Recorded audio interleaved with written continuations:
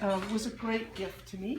But I had that great gift for a longer time than almost everyone else here, except for, of course, Kathy. But you know, when you work with someone and play with somebody for this amount of time, and then you have this 40 years hence, it only gets better. And it's a deep, deep well that we've all created for ourselves. But you're the one that, you and Kathy, and I'll get to Kathy in a moment, but you know, that deep well comes from all of us. But really, I'm profoundly grateful at what you have done for us. Here, here.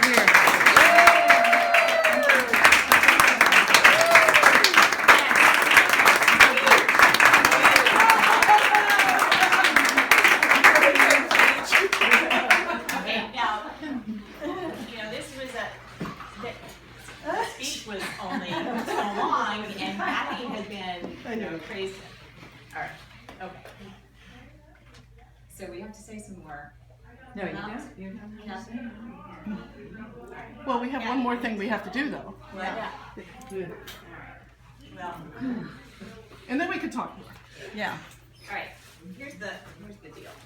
Okay, Kathy, we need to give you your book back. Okay. And then we need to, yeah, we did, but then we need to show you the picture that we were just talking about, that we got. So that's yours. Yes. All right. Get rid of that. Oh, that's amazing. Oh. No. Connie, tell her the three questions. I just said, when we saw this picture with Megan, and I didn't know whether she took it or not, but Dottie, I said, that would make a great cover picture. I just said that but today. it is so much more than that. But wait till you see what's inside. No, don't look. Tell her what you did. This is Connie's No, inspiration. this is not what I did, but this is, we just felt that it was time. The 40 seemed to be a great opportunity to just put some things down in writing, and especially to pay tribute to you. So the thought was, so I sent something around just asking people if they thought something like that was a good idea, and then we needed to say, so what are the parameters, what have we read about, and so then we thought, Tell us what to do. we gotta tell us what to do. So they were asked 3 questions, and the first one was, what was your most indelible memory of the tour? The second one was, what is your favorite memory of Kathy, a saying, an action, or whatever? And the last one is they finish the sentence of, thank you, Kathy, for. Oh my goodness. Yeah, it was That wonderful. this is just beautiful. I mean, it's just amazing. You have it open. I know. I don't need to open it. I just will treasure the thoughts that you gave there. But we had so much fun doing it. Well, good. Well, don't we always have fun? Well,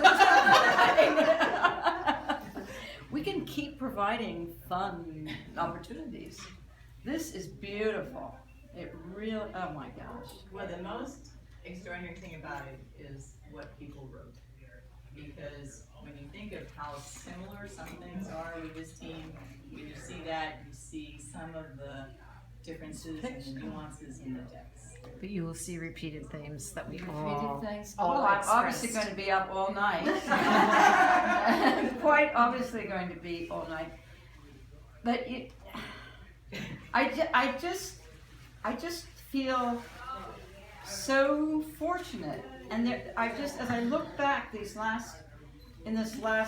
told some people in the last 3 weeks ago or something, I went through all my lacrosse stuff to, yes, I love this picture.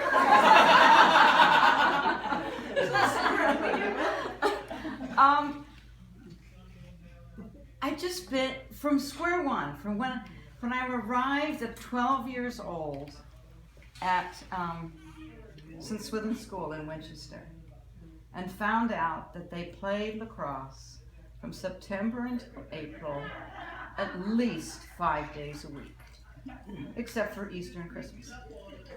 And my intelligent move at 12 was, you'd better like this game or you're going to be miserable the whole time you're at the school.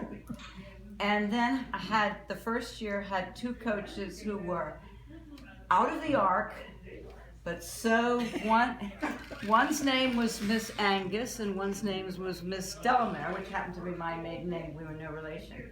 But Miss Angus she was about 6 feet tall. Her legs came up to about here. She would stride, and we had 8 lacrosse fields.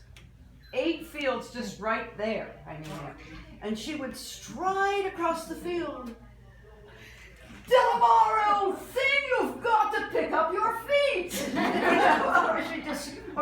She'd always walk like this and looking across the field so she could see, everything and coach. But it was just so fundamental, and we had to pass before we could play in a game. We had to pass 12 stick work tests. We had to pass cradling. I don't know if I can say them all 12, but cradling, catching on the right, catching on the left, passing, draw, shooting, pick up, coming towards, pick up, going away, separate ones, dodging and marking, and rules, etc. And the people who passed you on the tests were the seniors and juniors in the school. So that not only did I get the experience of taking the tests, but then later on I got the experience of passing, helping the little kids with the tests. So stick work was enormously important. Then we had at the end of every term, the 2 terms that were lacrosse terms, so that would have been the September term and then the January term. At the end of term, she posted, this was then the next lacrosse coach, Miss Roberts, teacher. The whole school was graded in stick work. It was like, there was section 1, A, B, C, section 2, A, B, C, 2, 3. Well, at the age of about 15, I made like the A1 thing. And then my challenge was to stay there for 3 years with all these people coming. So I took stick work really, really seriously. And if you don't understand that, I don't know where you've been.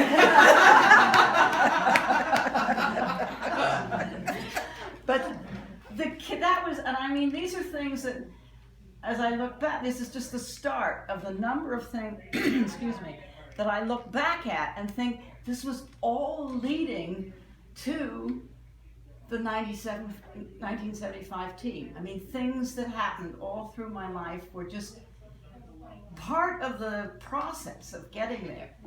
And the first time I played for the first varsity at 15, we lost the first match, 21-1. I did score the 1 goal. But I thought, no, this is not ever going to happen again. I am never going to be on a team that loses like this. It's just not going to happen again. But those were significant little things that happened. Then I chose to go to the lesser known of the two colleges equivalent to Westchester and Ursinus, Bedford and Dartford, but I chose to go to the lesser one because I felt they were more, they were not so focused on the sport, production or the athletes. They were focused on teaching. And teaching was the main thing. And that's always been, it's the teaching of lacrosse. I never consider myself actually a coach. It's a teacher. Mm-hmm. At whatever level you are, you're still still a teacher. And while I was there, we won the clubs and colleges tournament my senior year when I was captain.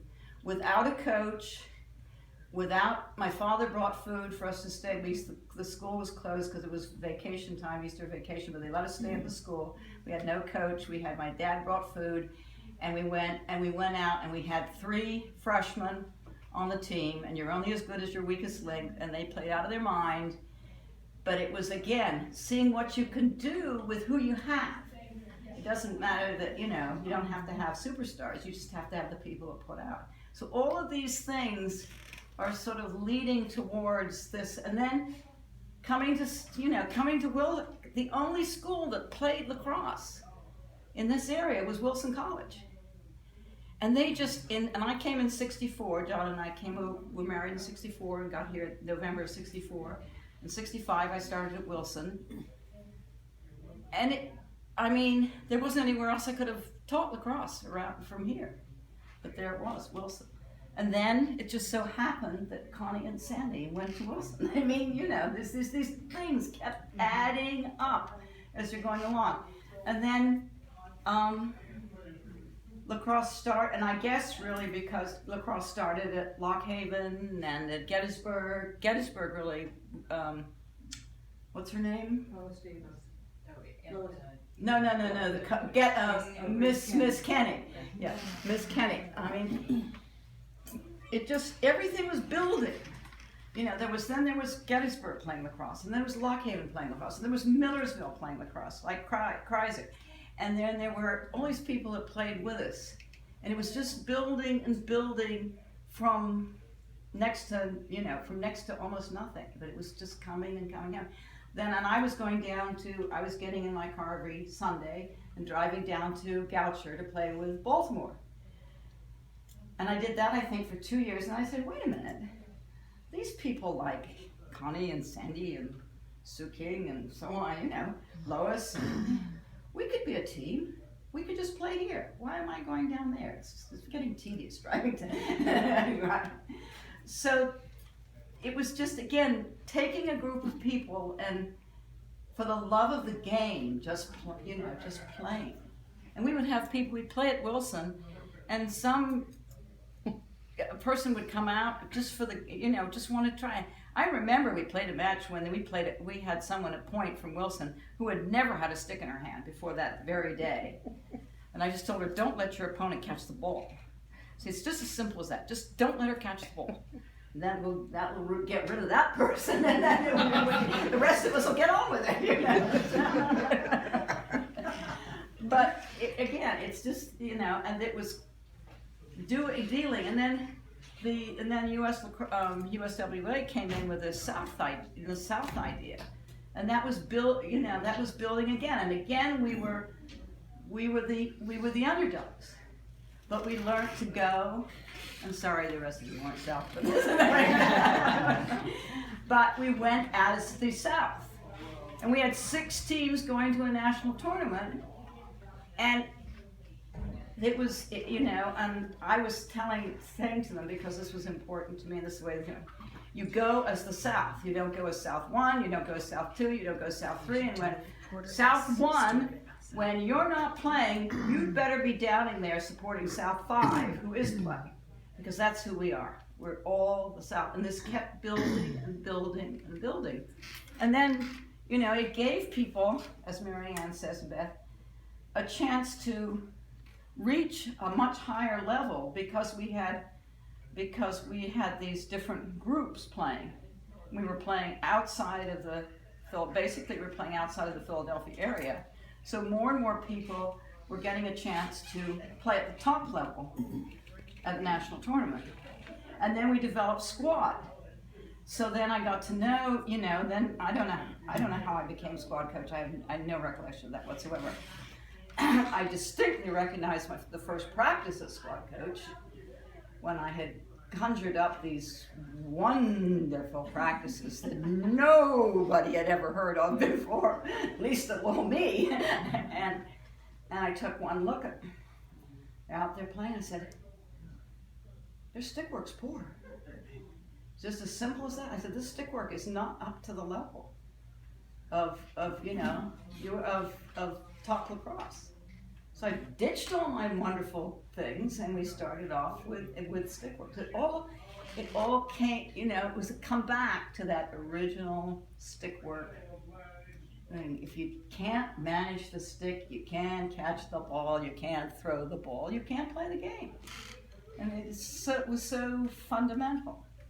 And that all those things just kept building and building and preparing in retrospect, I think preparing me, not that you didn't have decent stick work when we started, but you had better stick work when we finished.